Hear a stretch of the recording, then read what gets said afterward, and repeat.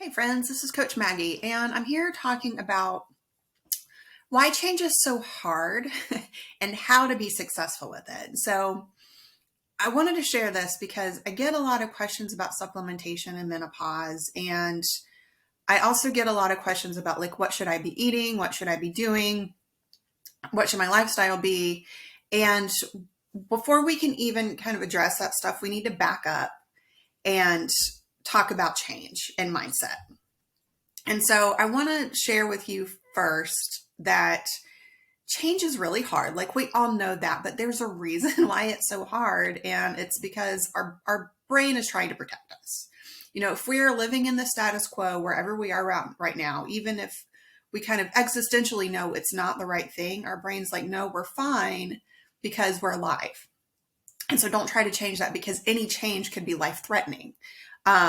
That's what I like to call our critter brain. It's that little part of your brain that goes, oh, no, we can't change the way we eat because that's different and we're doing fine right now. Even if, you're feeling fatigued, you're feeling like something is lacking. Maybe you've gained weight, like all of those things, but your body's like, nope, nope, we're fine. And so, while that's meant to protect us, a lot of times when we're talking about changing diet and lifestyle, it's really working against us. And so I want to tell you, like, if you have tried to make change at any point in your life and failed, it's completely normal. And what we need to do is figure out a way to work around that. And so the first key to that is working on your mindset. We have what's called a growth mindset, and then there's a fixed mindset. And that fixed mindset is like things are the way they are. Things will never change. Like I can't do that. I call it the can't do attitude. And then on the other end of the spectrum from that, we have a growth mindset where you're like open to new opportunities. You're open to change. You're willing to explore. You're willing to fail. And that's where we really need to be at this point when we're trying to make these changes to accommodate our changing body and our changing needs. Like we have to have that growth mindset. And I feel like too, when we're going into menopause, especially, like society tells us it's scary. Society tells us that kind of we're washed up and we're old now once we go through menopause. And like y'all, the average age of menopause is 52. That is not old. And even if we are old, like we can still be vibrant and can still be happy. It can still have fun. And so I think wrapping our minds around like this change isn't bad. It doesn't have to be scary. And we actually have the ability to help ourselves and work with ourselves is the first key. And then the second thing I want to drive home is that when we talk about dieting, I know we're not talking about losing weight here specifically, but I want to talk about dieting because it's, I think, the best example of the kind of change I'm talking about. So 98% of diets fail. That is the vast majority of people who try to lose weight. And by losing that weight, they're trying to change and they're doing it unsuccessfully. And so what sets those 2% of successful people apart is they have the right system, which is always some iteration of taking small steps and sticking with it. And that is hard to do because we get this big idea, we get this grand idea, and we're like, oh, it has to be done right now and I have to do all the things. And that's why we fail when we try to diet, is because we're taking on too much at one time. A lot of times we're doing it wrong.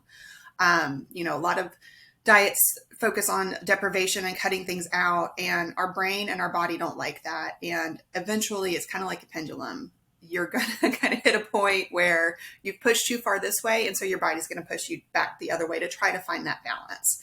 And so when we're talking about making change and, changing our lifestyle, changing things to meet our nutritional needs, our changing bodies, we really want to find that balance so we're not swinging way back and forth. And one sign that you're doing that big swing is having like dramatic hot flashes, for example. Hot flashes are part of menopause. Like the vast majority of women are going to experience them, but they are a really indicative sign of something being off. And there's a lot of different reasons we have hot flashes. I don't want to go into that here.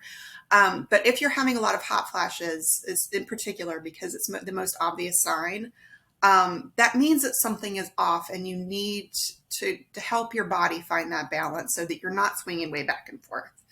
Um, and this is where coaching comes in. So, a lot of times we'll read a blog post, we'll read a book, we'll go to a webinar, whatever that is, and go, oh, okay, I got this. And then we never implement that change because our brain and our body is fighting against us to be able to do that.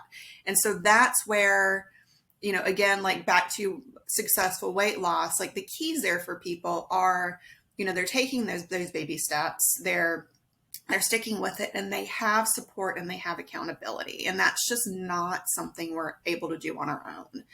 And then when we start talking about menopause specifically, we're all bio individuals. Like we all have different needs. We're all at kind of different places in our menopause journey. And so I could sit here all day and give you all of the information about menopause, but you're going to have to figure that out on your own, or you can work in a one-on-one coaching relationship or in a group coaching relationship and be able to get that kind of individualized feedback and help on working on your individual issues. A lot of the women I work with, they're in menopause or, on one end of it.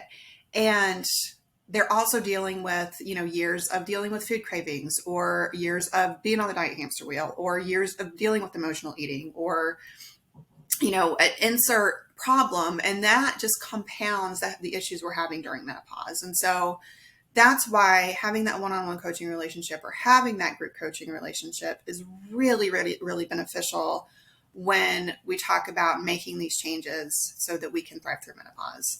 So what I want you to do is schedule a one-on-one consultation with me. Like, let's talk about supplementation. Let's talk about where you are. Let's find a good fit for you to help you where you are in your journey. I really look forward to talking to you.